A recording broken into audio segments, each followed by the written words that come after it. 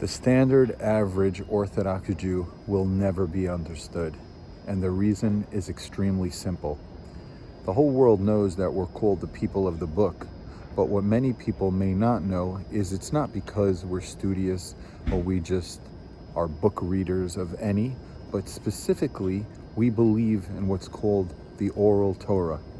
We believe that in our generation we're not wise enough to understand all the nuances and details of the written Torah and what it means. So we have what's called the Talmud, and we have plenty of rabbis, commentaries. We have endless references on how to learn, how to understand our religion. So when a non-Jew comes along and they think that they can have an opinion on an argument with us, what they're not realizing is that we're talking past each other. They don't understand the way we look at the world. Every other religion is fairly simple. What you see is what you get, and you're either with the religion or you understand the religion, and that's it.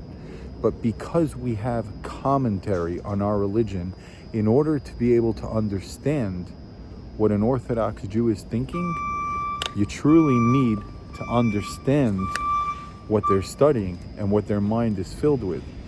You see all these what we call yeshiva boys, Jewish students going to school. A lot of people wonder, what are they doing? They're not working. They're going to this academy. What are they doing? I'll tell you what they're doing. They're wisening up based on the knowledge and wisdom of their religion. They're studying the Talmud. They're studying all these things that relate to how they're taught to understand the world through their religion. Our religion is an all-encompassing religion. From the moment we wake up in the morning till the moment we go to sleep, every single thing is governed. And we're not perfect. Of course, we have flaws. We don't do things perfectly. But as they say, you aim for the stars and you hope to reach the ceiling.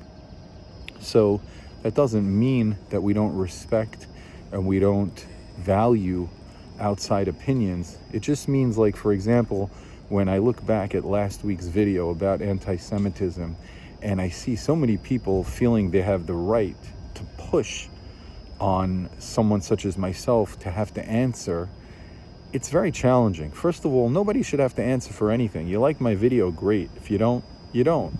But you're gonna find conflict in my answers if I speak quite frankly, because I'm not gonna look at things, if I'm an Orthodox Jew, or in general any Jew, if you're not, because we see things in a certain way.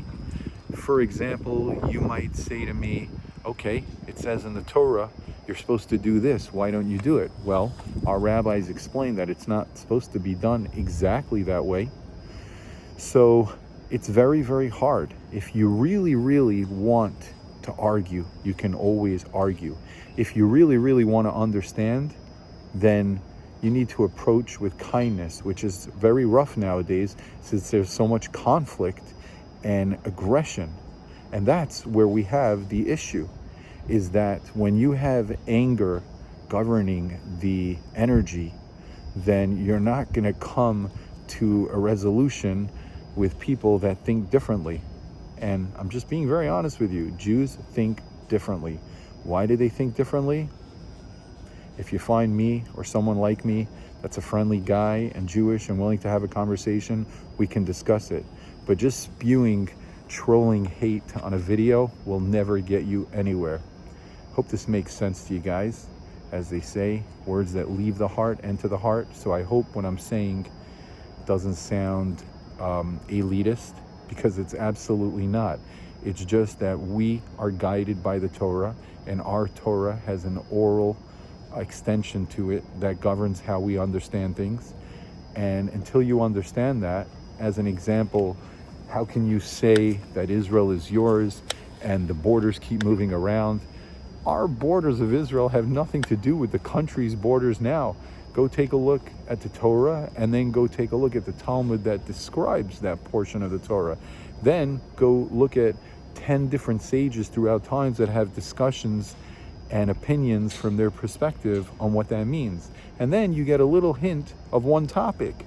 So you see how this goes? Not that simple. We have rules on how to tie our shoelaces in the morning and what the last words we're supposed to say before we go to sleep at night. Everything is governed. Believe me, being a Jew, it ain't easy. Hope you guys have a good one.